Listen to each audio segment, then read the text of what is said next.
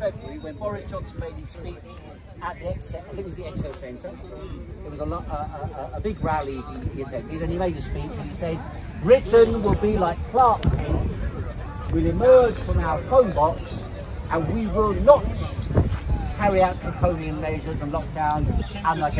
Well, the point being is that therefore if he's changed his tune, as we can prove he has changed his tune, then it is not a consistent plot by the government to install some type of totalitarian state. That's what they're doing. It's hard to deny, isn't it? It is hard to deny that the measures that have been taken in terms of the legislative framework and the restrictions on people's interactions are similar to, or worse than, totalitarian regimes establishing, you know, in their pride. Yeah. That I agree with. However, I was one of the few people at Speaker's Corner in the beginning of March who argued we should, I put out this poster. You were here, were you? I remember it. Right. So I put out this poster at the beginning of March, and I put it around some parts of London, and I said, this is the beginning of March, not yesterday. Act now to save lives, test all with symptoms, still not been done, although they offer that now. Quarantine close contacts, that has never been done. That's a terrible idea. Shut down for 3 weeks, I said, in March.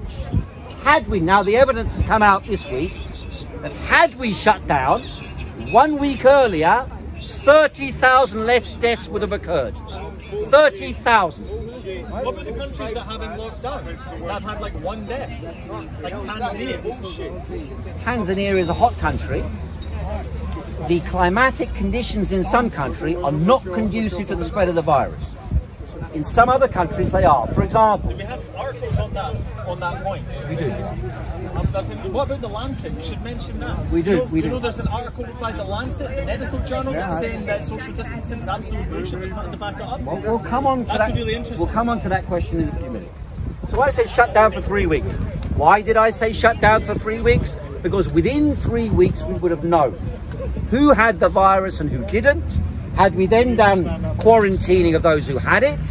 In China, for example, they segregated everybody who had the virus from the general population. Symptomatic, asymptomatic, mild illness, it didn't matter. They segregated all of them. In Britain, they said, stay at home with your family. So in other words, you could spread it to your family, and if you're not careful, you would spread it to others in your building or whatever. You have to go shopping, you need contact with some people for one reason or another, the possibility for spreading was there. The other thing I said was protect the older, suspend all rent, mortgage payments and bills. At that time, people thought I was a lunatic. But actually, a lot of this has actually been introduced. Then I said here, protect the old and infirm. That was not done. It's the only thing I agree in with. the care homes, and it was the same in Sweden, in the care homes, no protection was offered for care home workers or for care home residents. And the consequence of that was that the number of people who died in care homes, it's estimated could be up to 11,000. I haven't seen the latest figures, but something like that. So there are consequences from failing to take these actions. Now, I believe, and I said at that time, we're not beasts to be culled by herd infection, sack Dominic Cummings. Now, the media have caught on to sack Dominic Cummings now about a minor issue, not about the key issue. The key issue, why was the government advocating for a policy of herd immunity and for not taking any action when it clearly was necessary from the experience in China and from the experience in Italy and the experience in Southern Europe, particularly Greece, that if you acted promptly, you might be able to do something about it. They waited and allowed the virus to spread to the point where we now have the second highest number of deaths in the world. Now, are those the ones that have been reclassified as COVID-19 when they didn't actually die of anything related to it? Is it those ones that the government actually admitted that? Did you see that? They actually admitted it's incredible. They said there's been forced falsification of death certificates. Once you assume or you discover that one argument that the government made is incorrect. Am I assuming I'm saying what happened? I'm saying to you what you're assuming from that. And that is... Assuming they're telling the truth. Which is maybe I mean, I saw this guy Elon Musk a few days ago. He was interviewed, and when he was interviewed, he said, if you get run down by a bus and you've got COVID-19, they define you as killed with COVID-19. It's not fact. It's not fact. Of course the facts have been fudged, but it's not just in one direction. The majority of the direction of the fudging and falsification of the government has been to hide deaths rather than to present more deaths than occurred. I mean, you see where does the logic come from? For a British government to turn around and exaggerate the numbers of deaths. Where does the logic for that come from? To get a stronger lockdown. To get more tyrannical. And you're saying the British government wants a stronger lockdown. Yeah. When did this conversion happen? On the road to Damascus. A few minutes ago, you were saying I said they were opposed to that. They're putting in tyrannical laws and things. They have done, and they're using this to enhance that. That's kind of a clear line of logic. Well, what I said was they have passed tyrannical laws. It doesn't mean that you live under a tyranny. You can. I said they have passed tyrannical laws. That doesn't mean you're living in a tyranny. Not far off. I mean, they can classify anything as terror at the moment, if they so choose. If that's not tyranny, I really would like to know what your version is. Tyranny? I mean, tyranny is a state of power relations and the exercise of those power relations. Well, like telling you where to stand, or if you don't, we'll send you to prison. It's not simply the regulations in place. Yes, legislative framework can be tyrannical, and yet you do not necessarily have to have a tyranny where the legislative framework is tyrannical. Now, I'm not denying that the fact that they have introduced tyrannical legislation allows some countries to use that legislation in a tyrannical fashion. That's why you pass it. It does not mean, however, that every country that's passed laws that allow for, you know, whatever it would be, whether it be detention of people at home, compulsory detention, removal of people who don't social distance or whatever, it doesn't mean that actually equals a tyranny. Why would they pass the legislation if they had no intention of using it? Yeah. Because they're passing legislation in nearly, well, either in most countries of the world, or their executive power allows them to do it. That's what you want as a communist. I want freedom, mate. I don't want to police knocking at the door and jab me with a vaccine that I don't want. If I research my stuff. Nor do I. But then it's better not to have the laws, then, right? What's that? It's better not to have those laws. I'm not in favour of those laws, but what I'm saying is it's not the equation is not there. So should I wait till there's tanks on the street and then go, okay, now's the turn?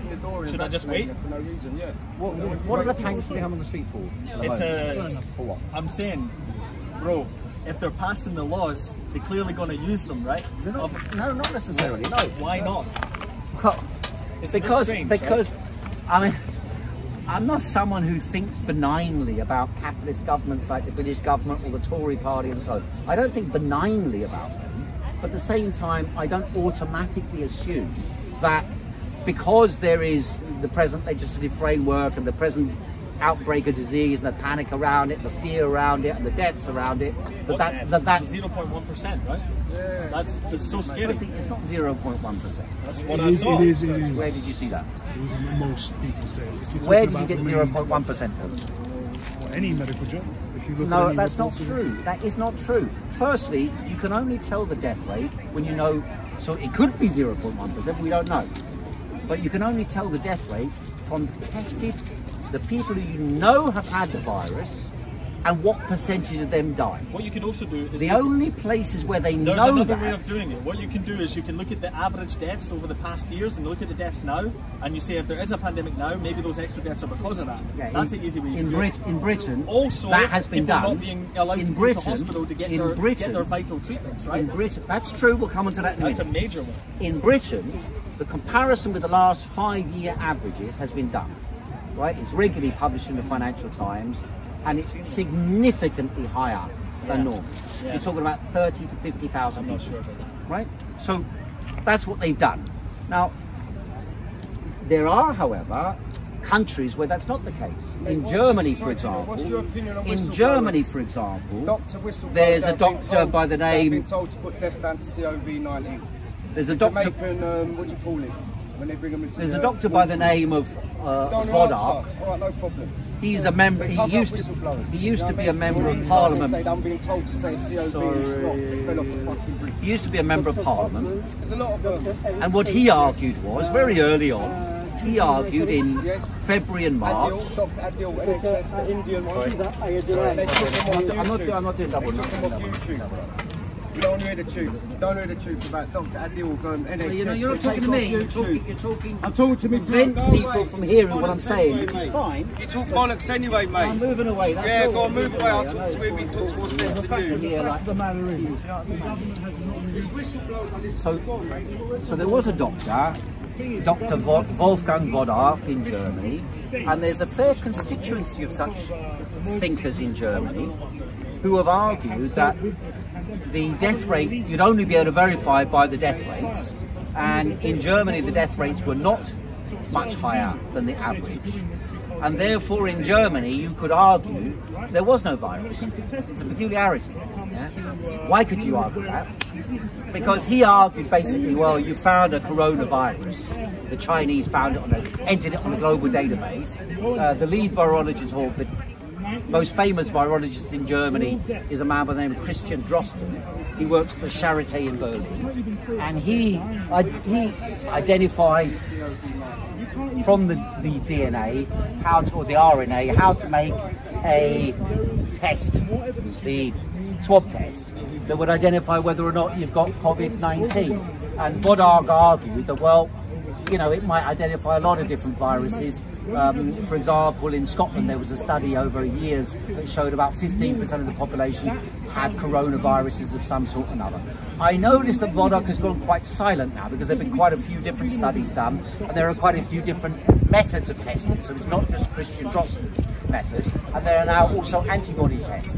And therefore the argument's fallen by the way, but it hasn't fallen by the way in this sense, that in Germany, because the medical capacity, in particular the ICU capacity, is very strong in Germany, and they wanted to remove it prior to this period because they said it's a waste of money.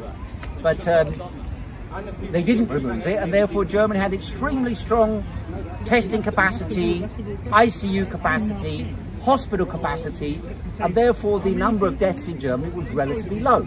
It's still higher than China, but relatively low, something like 4,000 or 5,000, I can't remember the exact latest figure, but in any case, that was not particularly high, nothing like what we got in Britain.